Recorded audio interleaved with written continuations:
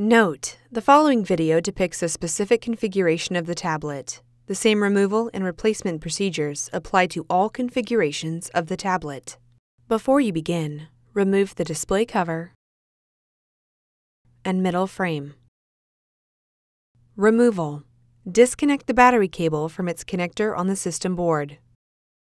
Disconnect the rear-facing webcam ribbon cable from its connector on the system board. Caution: use care to prevent damaging the connector and ribbon cable. Important: take care not to touch the camera lens. Carefully remove the rear-facing webcam from the cradle on the display panel assembly. Place the rear-facing webcam in a static-dissipative bag. Replacement: remove the rear-facing webcam from the static-dissipative bag. Place the rear-facing webcam into the cradle on the display panel assembly. Important: take care not to touch the camera lens. Connect the rear-facing webcam ribbon cable onto its connector on the system board. Caution: use care to prevent damaging the connector and ribbon cable. Connect the battery cable into its connector on the system board.